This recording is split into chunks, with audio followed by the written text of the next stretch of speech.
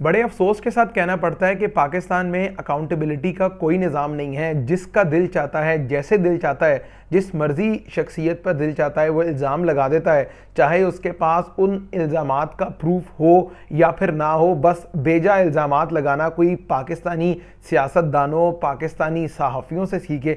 और अब पाकिस्तान में एक नई कंट्रोवर्सी जन्म ले रही है। वो कंट्रोवर्सी है पाकिस्तान के कप्तान बाबर आजम से रिलेटेड। देखें, ये आपको भी पता है और मुझे भी कि पाकिस्तान की रिसेंटली वर्ल्ड T20 में या फिर इंग्लैंड आयरलैंड सीरीज़ में परफॉर्मेंस कोई काबिल ज़िक्र नहीं थी। पाकिस्तान अगरचे आयरलैंड के अगेंस्ट सीरीज़ जीता, इंग्लैंड के अगेंस्ट भी हमें शिकस्त हुई, वर्ल्ड कप में हम इंडिया और USA के अगेंस्ट हार कर टूर्नामेंट से बाहर हुए। और उसके बाद पाकिस्तानी प्लेयर्स पर जहां बुरी परफॉर्मेंस का, टीम में ग्रुपिंग का, एक यूनिट होकर ना खेलने का इल्ज़ाम है, वहीं पाकिस्तान के कप्तान बाबर आजम पर अब ये इल्ज़ाम लगाया जा रहा है कि मैच फिक्सिंग में मुलविस रहे हैं बाबर आजम, या उन्होंने किसी नाजायज़ ज़राए से जो है वो अपनी गाड़ियाँ, अपना घर, अपने बंगले, अपने अपार्टमेंट्स और अपने प्लॉट बनाने की कोशिश की है। ये पहली दफ़ा नहीं है कि पाकिस्तान में इस तरह प्लेयर्स पर इल्ज़ाम लगाया जाए या बग़ैर किसी प्रूफ के प्लेयर्स पर एलिगेशन लगाया जाए। पाकिस्तान के एक मशहूर सहाफ़ी मुबश्शिर लुकमान है, जिन्होंने कल अपने व्लॉग में कहा कि बाबर आजम के पास 7 करोड़ रुपए की गाड़ी है, इस चीज़ की तहकीकात होनी चाहिए कि ये गाड़ी कहाँ से आई है। अब ये बड़ी अजीबोगरीब बात है कि भाई एक बंदा पाकिस्तान के लिए 2015 से या 14 से क्रिकेट खेल रहा है, 10 साल वो पाकिस्तान के लिए क्रिकेट खेला। उसने PSL की टॉप कैटेगरी यानी प्लैटिनम कैटेगरी में वो पिछले 4-1 साल से क्रिकेट खेल रहा है, कम से कम 4-5 साल से। और इसके अलावा वो दुनिया भर में लीग क्रिकेट भी खेलता है, पाकिस्तान के लिए सबसे टॉप कैटेगरी का उसके पास सेंट्रल कॉन्ट्रैक्ट भी है। तो ऑब्वियस है कि वो पैसे बना रहा है। तो जब पैसे बना रहा है और वो अपने ऊपर खर्च कर रहा है, गाड़ियाँ ले रहा है, घर ले रहा है, या अपना लाइफस्टाइल उसने बेहतर किया है, अपनी फैमिली का लाइफस्टाइल बेहतर किया है, तो इसमें कोई हर्ज की बात नहीं है।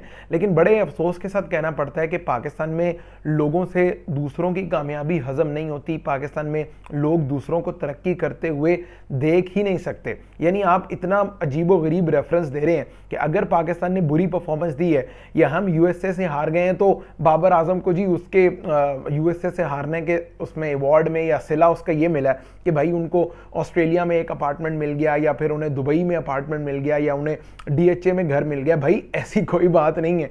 ये इतने अजीबो गरीब इल्ज़ामात हैं, ये इतनी पुरानी, इतनी फरसूदा बातें हैं कि आप कोई भी बात कर दें अपने YouTube पे आकर या अपने चैनल पे बैठ के या किसी भी जगह किसी भी किस्म का प्लेयर पर इल्ज़ाम लगा दें, आपको कोई पूछने वाला नहीं है। ये कल्चर पाकिस्तान में बहुत गलत है। इस कल्चर को मुकम्मल तौर पर ख़त्म होना चाहिए। और जिस तरह जो लोग इस कल्चर को बैक करते हैं, उन लोगों को भी एहतियात करनी चाहिए कि यार प्लेयर्स अपनी मेहनत करके जो भी हार्ड वर्क करते हैं थ्रू आउट देयर लाइफ, वो करके जब इस मकाम पर पहुंचते हैं कि they can by car of their own, they can by car of their choice, और वो जो है अपना घर अपनी मर्जी का ले सकते हैं, अपनी फैमिली का लाइफस्टाइल बेहतर कर सकते हैं, तो आपको उन पर इस तरह के इल्ज़ामात नहीं लगाने चाहिए। मुबश्शिर लुकमान साहब के मुताबिक कि जी बाबर आजम के भाई ने जो है वो उनको 7 करोड़ रुपए की गाड़ी गिफ्ट की, और बाबर आजम के भाई तो कुछ भी नहीं करते।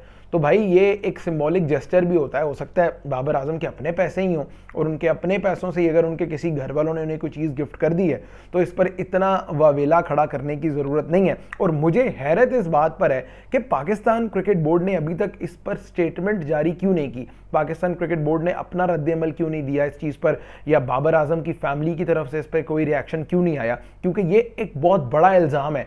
आप किसी प्लेयर को डिफेम कर रहे हैं, उस पर फिक्सिंग का इल्ज़ाम लगा रहे हैं।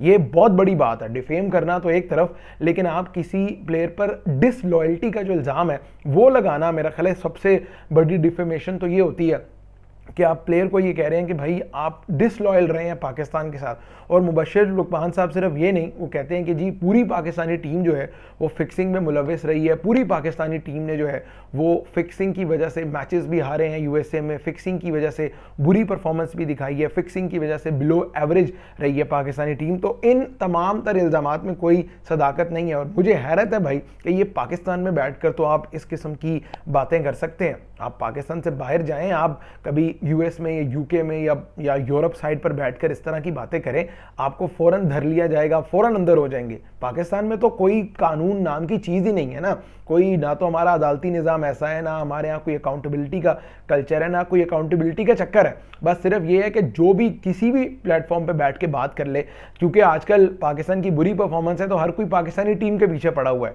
तो मुबश्शिर लुकमान साहब ने भी कहा कि ये भरपूर वक्त है कि क्लास ले ली जाए पाकिस्तानी टीम की, ये भरपूर वक्त है कि कप्तान बाबर आजम पर भी तनकीद कर दी जाए, हर बंदे को तनकीद का निशाना बनाया जाकर खुद जो है वो खबरों की जीनत बना जाए। तो पाकिस्तान क्रिकेट फैंस को भी चाहिए कि इस किस्म की बातों पर यकीन ना करें। माना कि परफॉर्मेंस बुरी रही है, बट उसका यह मतलब नहीं है कि आप किसी की ज़ातियात पर अटैक करें, उसके मीन ऑफ इनकम को जो है वो टारगेट करने की कोशिश करें, उसकी फैमिली की जो तमाम तर इनकम्स हैं उसको डाउटफुल जो है वो बनाने की कोशिश करें। हरगिज़ ऐसा नहीं होना चाहिए।